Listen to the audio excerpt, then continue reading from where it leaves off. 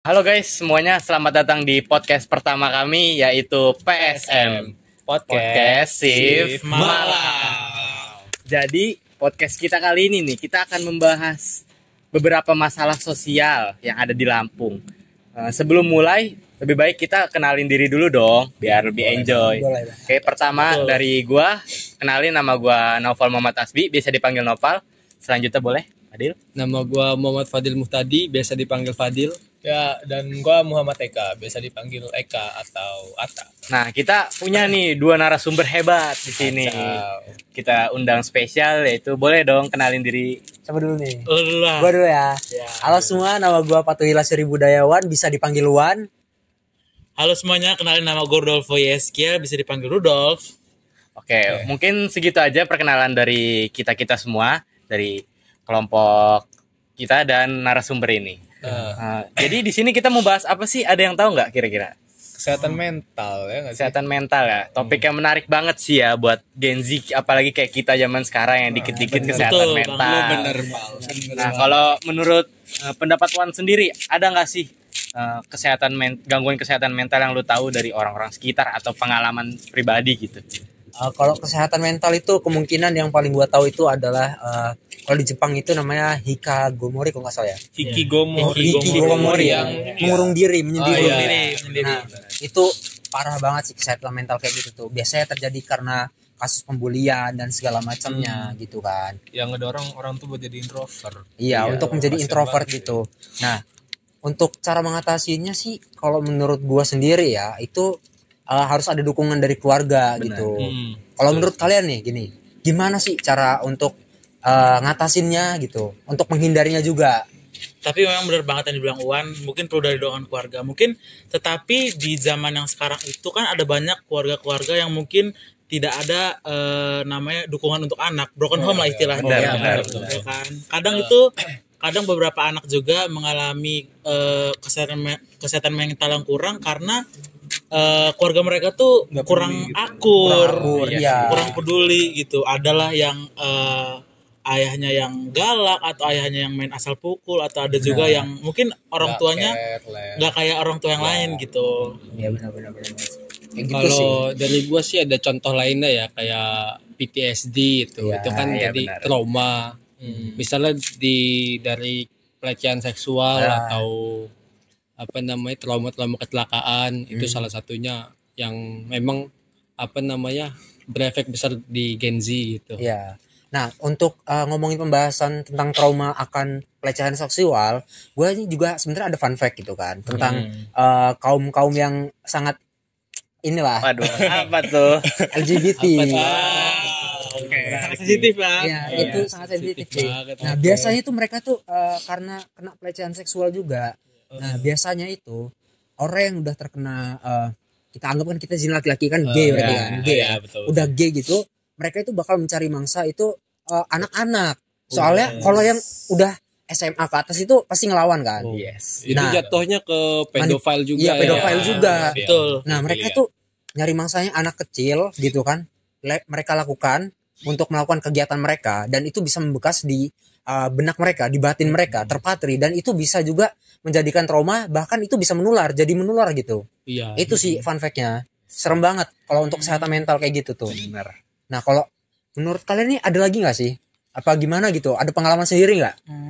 Kalau aku sih, menurut aku kadang kesehatan mental itu bisa terjadi ketika kayak contohnya dari hasil pedofile itu, misalnya kita mendengar berita nih, wah ada kasus pedofile dari seorang laki-laki lah istilahnya kepada yang lain kan, kepada anak-anak gitu.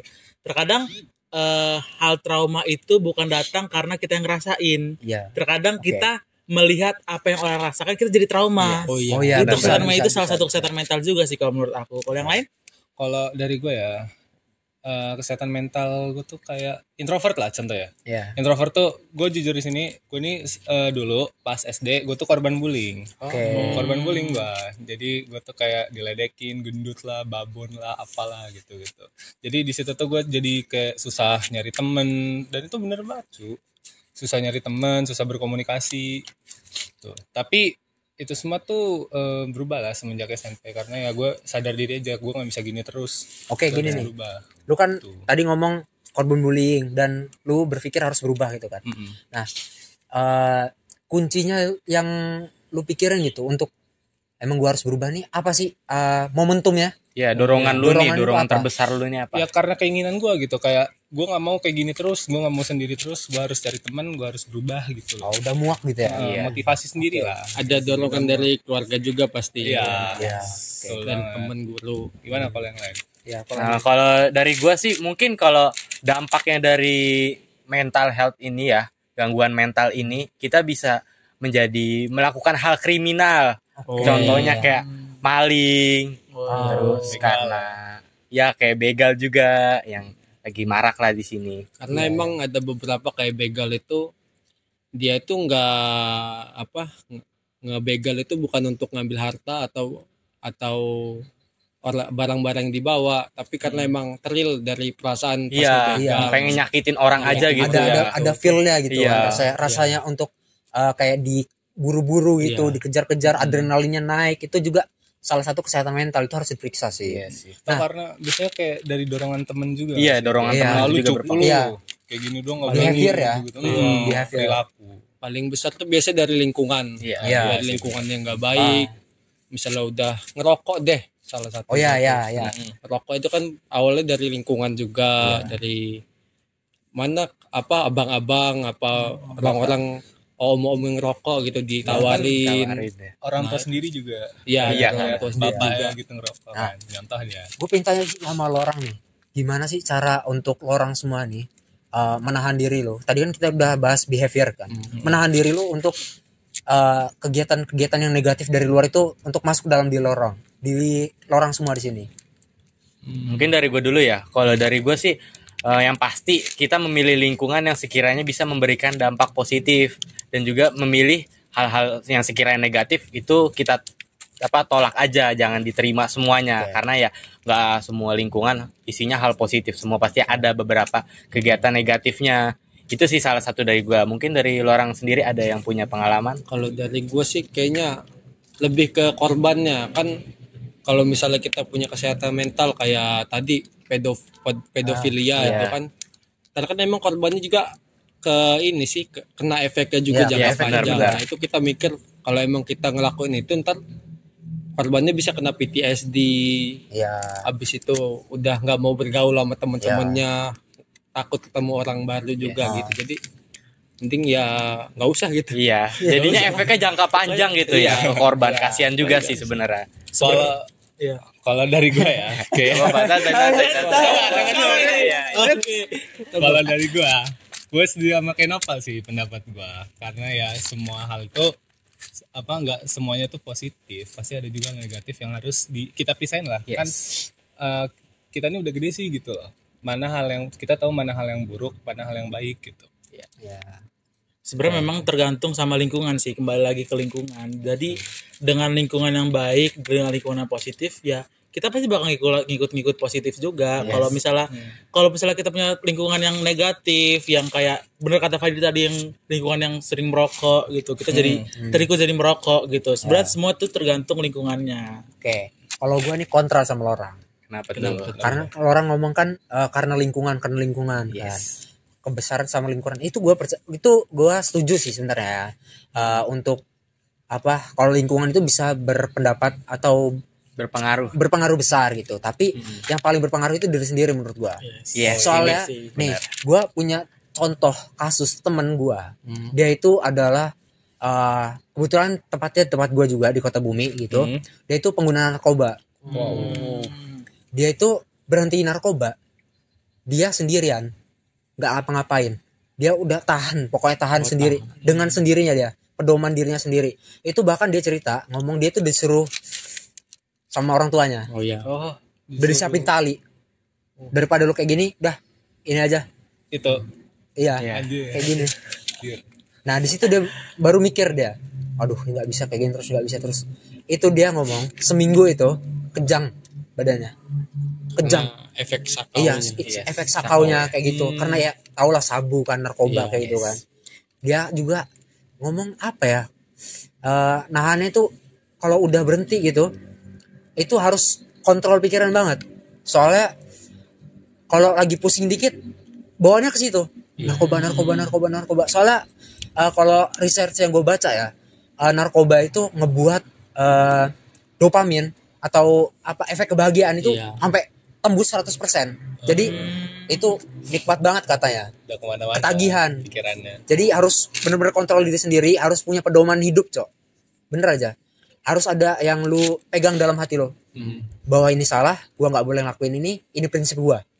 Sama kalau kata dosen-dosen kita tuh harus berdiri atas pikiran kita sendiri, otonom. benar. Nah, itu yang harus menjadikan pedoman kita, biar nggak ya kalau apa teman kan kita nggak bisa kontrol. Benar. Tapi kita bisa Kita kontrol diri sendiri. Gitu. Sorry. Gak apa-apa, santai aja. Oke, itu sih menurut gua sih.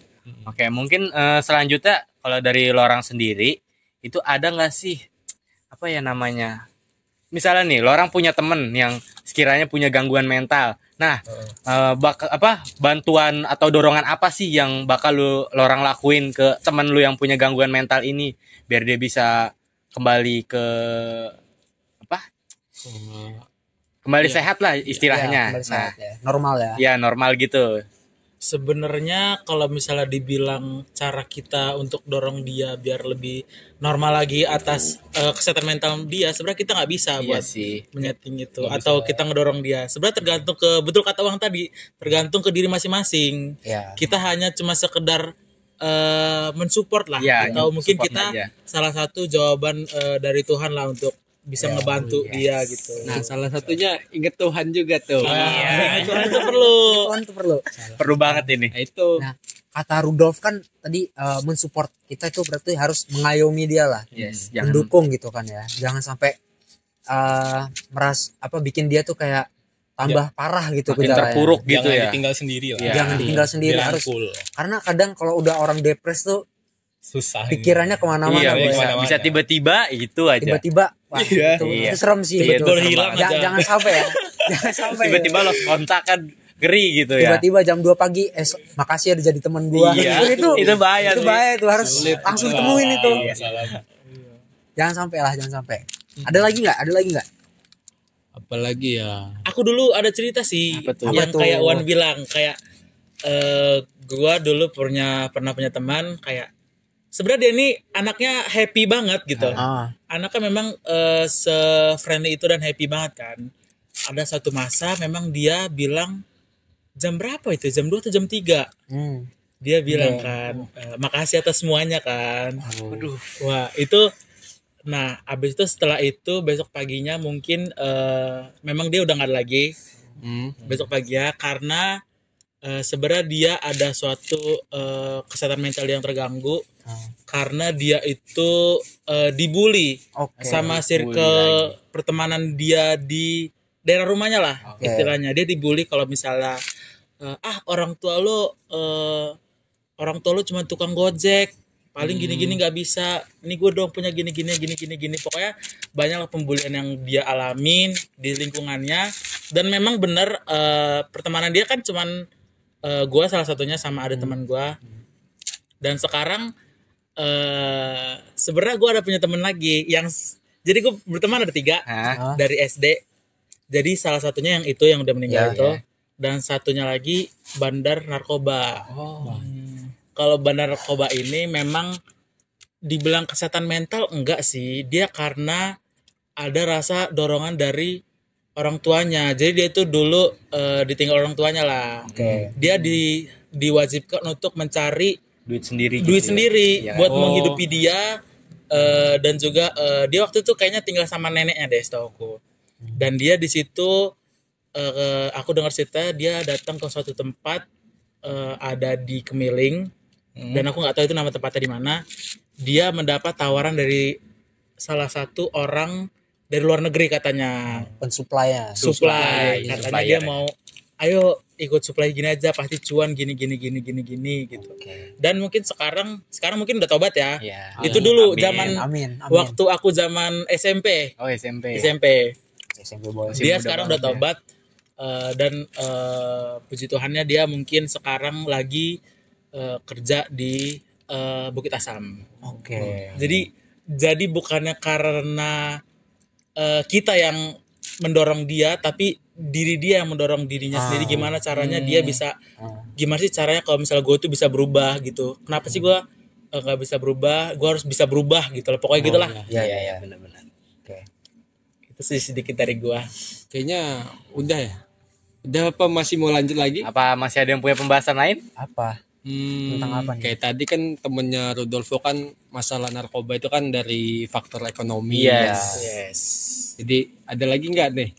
Kayaknya ada sih temen gua. Apa nih? Gua ada di Tangsel cewek temen gua. Oke, Dia cewek. nih masalahnya kayaknya insecurity. Insecure. Iya. Wah. Jadi dia Cewek nih bisa banget bilang nih. kayak ini, dia tuh di depan orang-orang kayak seneng gitu, social butterfly lah. Oh, Udah banyak iya, teman, betul, segala iya, macam. iya, berteman. Tapi di Iya. belakang dia tuh depresi. Dia kadang suka cerita sama gua kan kayak tiba-tiba dia ngirim foto tangannya disilet lah atau Barcode ya. Barcode. ya barcode. Iya. Barcode. Kalau pembahasan sekarang barcode Oh ya. ya, barcode lah, di barcode tangannya. Abis itu minum Antimo berapa bungkus bisa tuh dia gitu. Dan even terakhir kali gua kontak kan sama dia, katanya dia tuh sekarang suka mabok. Suka mabok. Jalan keluarnya ya mungkin ya menurut dia, tapi sementara itu salah juga. Salah sih itu. Iya. Salah juga sih. Dan di situ gue ngerasa kayak "Anjing, kecewa banget gue gitu. Padahal anaknya tuh nggak kayak gitu sebenarnya. Gue nggak bisa apa-apa di situ nawang. Udah apa belum? Mungkin udah habis ya Udah ya? pembahasan kita kali ini ya. Udah malam juga mengingat Terlalu dari pagi, guys. dari awal Udah sih udah pagi pagi nih. guys. Sekarang udah buka Pagi. baru. Oke, mungkin cukup sekian episode podcast Shift Malam. PSM kita hari ini. Terima kasih sudah menonton dan terima kasih. Bye bye. Nantikan episode selanjutnya guys. Dadah. Aduh. Langsung bikin podcast beneran nih kita Cok.